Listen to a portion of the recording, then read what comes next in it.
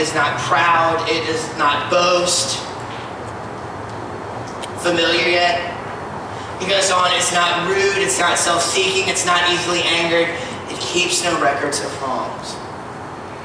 We're just going to stop. Can we come back to that for a second? It keeps no record of wrongs. This week, I have been bombarded with a truth that is very simple, but very hard to practice.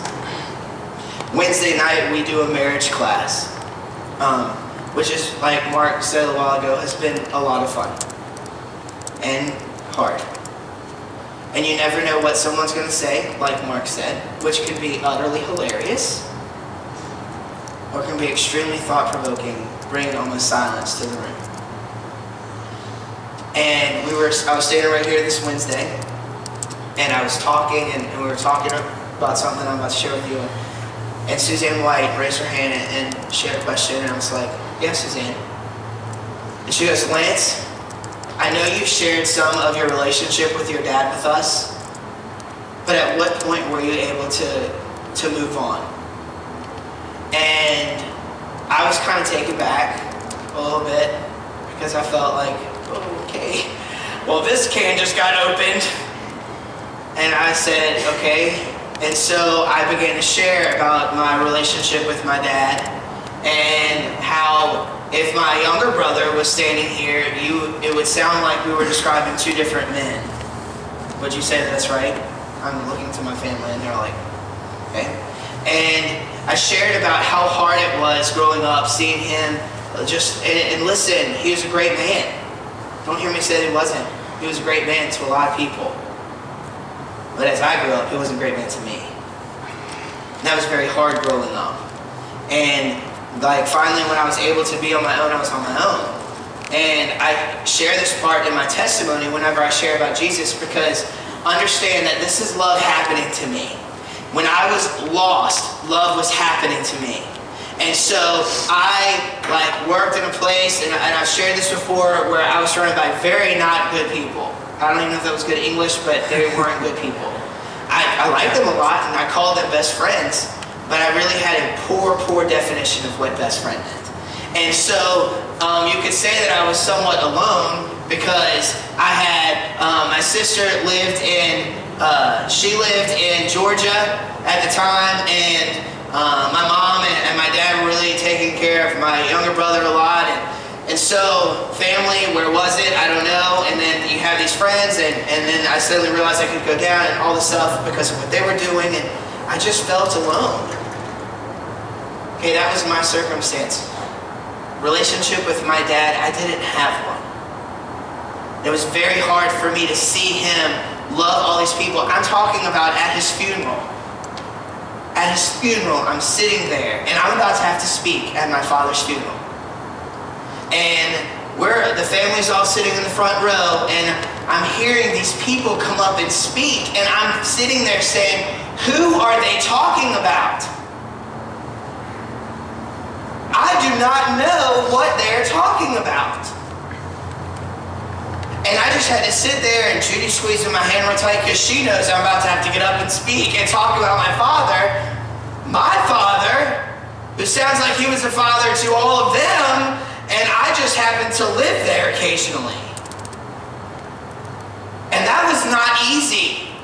Well, first off, it's never easy to speak at someone you love's funeral, but that's a side note. It wasn't easy in that moment to hear all of that. Okay, so what happened? And that's what Suzanne was getting at. How did I learn to get past the bitterness and the things that go on? Let me tell you, church, that there are 3 things that invade our relationships.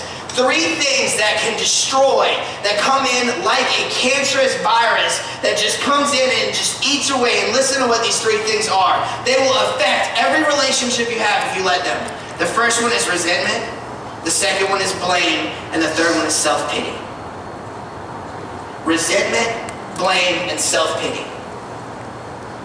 Those things will come into our relationships, whether it is a marriage, whether it is a family, whether it is a parent and child relationship, whether it is friendships, whether it's neighbors.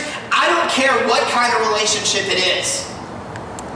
But resentment, blame, and self-pity can come in, and it will eat away at any potential joy you have. It will cause you to believe things that are so far from the truth that you in fact wind up living a lie. And so this is what we were talking about on Wednesday night. And I sat there and I said, well, this is what happened. And I shared the story of how my father came to know Christ. And my dad became a Christian 3 months before he passed away. And you might say that is really 3 months, wow, that before he died, and he was about to turn 60. And, well, that was a close call. I would say that it was God's perfect timing. I can say that now. But for those years while I was a Christian, my father was not. He watched me become a Christian, my sister become a Christian, her husband become a Christian. My mom lived for Jesus Christ. And what my dad called a fad for me, he started watching all in his family. Something was happening. What was happening? Love was happening. And I learned, wow, I can't change him with my words. Let my actions show. And so when I was around him, I had to try to allow Jesus to literally love through me. And then I get to this verse right here. That love keeps no record of wrongs. When I would pray, God, I want to love my dad, what he's literally saying is, okay, are you patient with him? Are you kind with him? Are you not easily angered? Do you keep no record of wrongs? And I would get to this one and stop. Because I have a whole list of these are reasons why I'm bitter against him. And here's my whole list of why it's so hard. Which one do you want me to call out today, God? Reason number 732. Blah, blah, blah, blah. And God is just sitting there, son, I love you. I'm so glad I love you. And I love your dad too. And you're going to love your dad too, because I love you. And I'm having this conversation with him, and he's like, see that list? You really need to go ahead and nail it to the cross, because that's where that is. But I'm sorry, son, no buts. And I wrestled with God with that. And it reminds me of the story of the prodigal son. Are y'all familiar with that in Luke 15? I want to read it to us. And then I'm going to show you a video. Luke 15. I actually believe that the central character of this story is not the son, but the father. But I want you to just see this. In Luke 15, since we're talking about me as son in this situation, Luke 15, verse 11, and I'm going to read this story. Jesus continued, there was a man who had 2 sons. The younger one said to his father, Father, give me my share of the estate. So the father divided his property between them.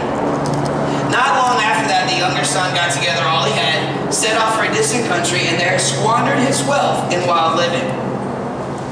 After he had spent everything, literally the word spent there means wasted. After he had wasted everything, there was a severe famine in that whole country, and he began to be in need. So he went and hired himself out to a citizen of that country, who sent him to his fields to feed pigs. And of course, remember talking to Jews, pigs? No. But here is the story of a boy having to work feeding pigs. Think about that. He longed to fill his stomach with the pods that the pigs were eating, but no one gave him anything. When he came to his senses, these words are huge. When he came to his senses, I'll explain, he said, how many of my father's hired men have food to spare, and here I am starving to death? I will set out and go back to my father and say to him, Father, I have sinned against heaven and against you. I'm no longer worthy to be called your son. Make me like one of your hired men. So he got up and went to his father. But while he was still a long way off, here's the main character. But while he was still a long way off, his father saw him. How could that happen? It would be like the dad on the front porch. He's coming back. Standing there waiting. Time passing, my son's coming back. Oh, I know he is.